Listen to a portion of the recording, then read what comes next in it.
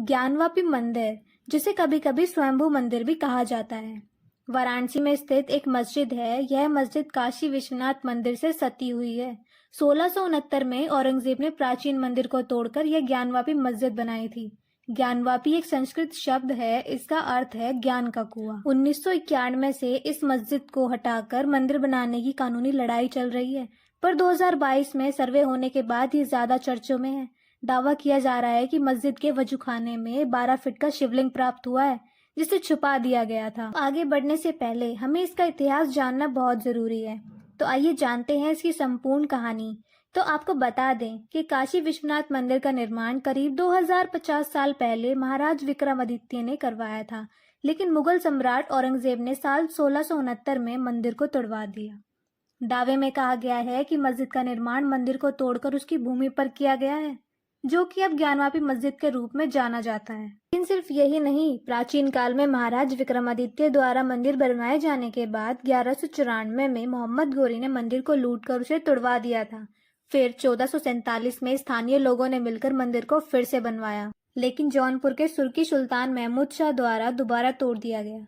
फिर 1585 में राजा टोडरमल की सहायता से पंडित नारायण भट्ट द्वारा इस स्थान पर फिर से एक भव्य मंदिर का निर्माण किया गया। फिर 18 अप्रैल 1669 को औरंगजेब ने काशी विश्वनाथ मंदिर को ध्वस्त करने का आदेश दिया। यह फरमान एशियाटिक लाइब्रेरी कोलकाता में आज भी सुरक्षित है। फिर 2 सितंबर 1669 को ही औरंगजेब को मंदिर तोड़ने का कार्य पूरा होने की सूचना दी गई और तब ज्ञानवापी परिसर में मस्जिद बनाई गई। मंदिर टूटने के 125 साल तक कोई विश्वनाथ मंदिर नहीं था। इसके बाद साल 1735 में इंदौर की महारानी देवी अहिल्याबाई ने ज्ञानवापी परिसर के पास काशी विश्वनाथ मंदिर बनवाया। फिर 1809 में ज्ञानवापी मस्जिद का विवाद पहली बार गरमाया, जब हिंदू समुदाय के लोगों द्वारा ज्ञानवापी मस्जिद को उन्हें सौंपने की मांग की। फिर 30 दिसंबर 1810 को बनारस के डिस्ट्रिक्ट मजिस्ट्रेट ने वाइस प्रेसिडेंट इन काउंसिल को एक पत्र लिखकर ज्ञानवापी परिसर हिंदुओं को हमेशा के लिए सौंपने को कहा था, लेकिन यह कभी संभव नहीं हो पाया। फिर 1829 से 1830 तक ग्वालियर की महारानी बैजाबाई ने इस मंदिर में ज्ञानवापी का मंडप बनवाया और महाराज नेपाल ने वहां विशाल नंदी प्रतिमा स्थापित करवाई। फिर 1883 से 1884 तक ज्ञानवापी मस्जिद का पहला जिक्र राजस्व दस्तावेजों में जामा मस्जिद ज्ञानवापी के तौर पर दर्ज किया गया। फिर 1936 में दायर एक मुकदमे पर वर्ष 1937 के फैसले में ज्ञानवापी को मस्जिद के तौर पर स्वीकार किया गया। फिर 1984 में विश्व हिंदू परिषद ने कुछ राष्ट्रवादी संगठनों के साथ मिलकर ज्ञानवापी मस्जिद के स्थान पर मंदिर बनाने के उद्देश्य से राष्ट्रव्यापी अभियान चलाया। फिर पंडित सोमनाथ व्यास, डॉक्टर रामरंग शर्मा और अन्य ने ज्ञानवापी में नई मंदिर के निर्माण और पूजा की स्वतंत्रता के लिए 15 अक्टूबर 1991 को वाराणसी की अदालत में एक मुकदमा दायर किया। फिर अंजुमन इंतजामिया मस्जिद और उत्तर प्रदेश सुन्नी वक्फ बोर्ड लखनऊ ने 1998 में हाईकोर्ट में 2 याचिकाएं दायर कर इस आदेश को चुनौती दी थी। 7 मार्च 2000 को पंडित सोमनाथ व्यास का निधन हो गया। फिर पूर्व जिला लोक अभियोजक विजय शंकर रस्तोगी को 11 अक्टूबर 2018 को मामले में वादी नियुक्त किया गया था। 17 अगस्त 2021 में शहर की 5 महिलाओं राखी सिंह, लक्ष्मी देवी, मंजू व्यास, सीता साहू और रेखा पाठक ने वाराणसी सत्र न्यायालय में याचिका दायर की थी और ज्ञानवापी मस्जिद परिसर में स्थित श्रृंगार गौरी का उन्हें नियमित दर्शन पूजन की अनुमति मांगी, जिसके बाद मस्जिद में सर्वे कराया गया। साथ ही कुछ हिंदू परंपराओं का कहना है कि जब 1669 में औरंगजेब ने प्राचीन विश्वेश्वर मंदिर को तोड़कर इस मस्जिद का निर्माण करवाया, तब मंदिर में श्रृंगार गौरी, श्री गणेश और हनुमान जी के स्थानों को भी ध्वस्त कर दिया था। मान्यता है कि पश्चिमी दीवार, जो कि पूरी तरह किसी मंदिर के मुख्य द्वार जैसा प्रतीत होता है, वो श्रृंगार गौरी मंदिर का प्रवेश द्वार होगा, जिसे बांस मिट्टी से बंद कर दिया गया है और मस्जिद के अंदर गर्भगृह होगा। इसी पश्चिमी दीवार के सामने एक चबूतरा है, जहाँ श्रृंगार गौरी की एक मूर्ति है जो सिंदूर से रंगी है। यह साल में एक बार चैत्र नवरात्रि के तीसरे दिन हिंदू पक्ष के द्वारा यहाँ पूजा होती है, परंतु 1991 के पहले यहाँ नियमित पूजा होती थी, जिस पर तत्कालीन मुलायम सिंह सरकार ने रोक लगा दी थी। 2021 में 5 महिलाओं का इसी मंदिर में नियमित पूजा करने के लिए याचिका दायर की थी। अब बात करते हैं पहली सर्वे रिपोर्ट की। यह रिपोर्ट 6 और 7 मई की है। यह लगभग 2 से 3 पन्नों की रिपोर्ट है। इसके मुताबिक 6 मई को किए गए सर्वे के दौरान बैरिकेडिंग के बाहर उत्तर से पश्चिम दीवार के कोने पर पुराने मंदिरों का मलबा मिला, जिस पर देवी देवताओं की कलाकृति बनी हुई थी और अन्य शिलापट थे। जिन पर कमल की कलाकृति देखी गई।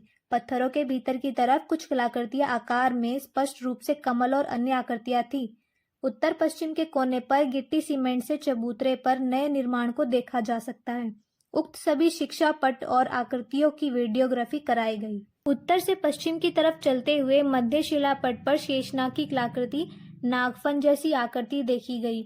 शिलापट पर सिंदूरी रंग की उभरी हुई कलाकृति भी थी। शिलापट पर देव विग्रह जिसमें 4 मूर्तियों की आकृति बनी है, जिस पर सिंदूरी रंग लगा हुआ है।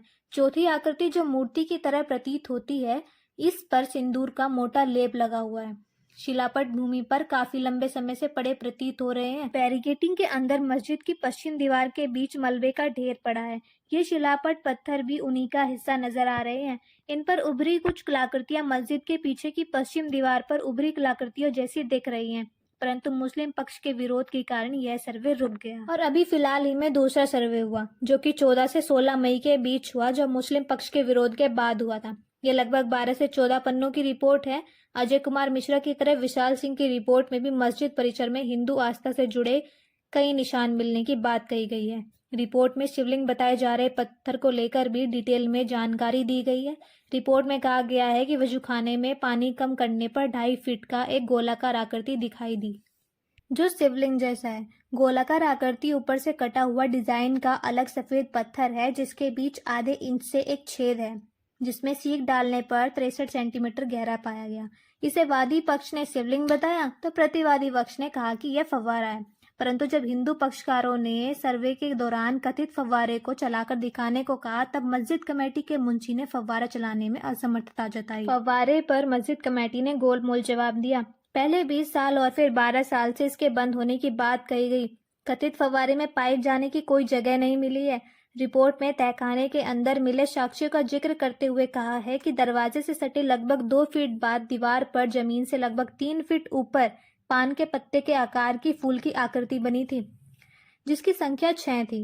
तहखाने में 4 दरवाजे थे, उसके स्थान पर नई ईंट लगाकर उन दरवाजों को बंद कर दिया गया था। तहखाने में 4-4 पुराने खंबे पुराने तरीके के थे, जिसकी ऊंचाई 8-8 फीट थी।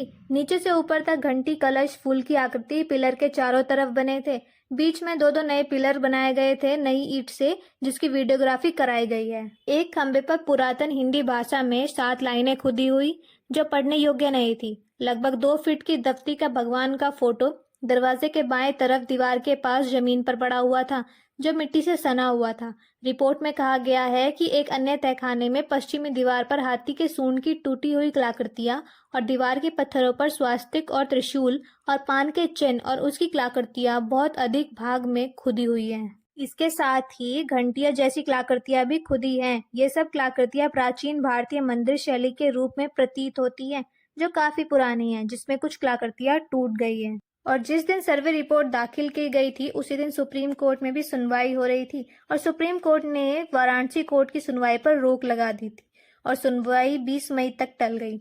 20 मई को सुप्रीम कोर्ट ने आदेश जारी किया कि मामले की फिलहाल सुनवाई वाराणसी कोर्ट ही करे और 17 मई का आदेश जो था कि शिवलिंग की सुरक्षा की और नमाज में कोई बाधा न आए, वो 8 हफ्ते तक प्रभावी रहेगा। सुप्रीम कोर्ट में मामले की अगली सुनवाई गर्मी की छुट्टी के बाद जुलाई के दूसरे हफ्ते में होगी। इस पर जो भी फैसला होगा, इसकी जानकारी हम आप तक पहुंचा देंगे और हमसे जुड़े रहने के लिए चैनल को सब्सक्राइब करना ना भूलें और इस जानकारी को अधिक से अधिक लोगों तक पहुंचाएं, क्योंकि आज़ाद देश है भाई, तो सच जानना भी सबका अधिकार है।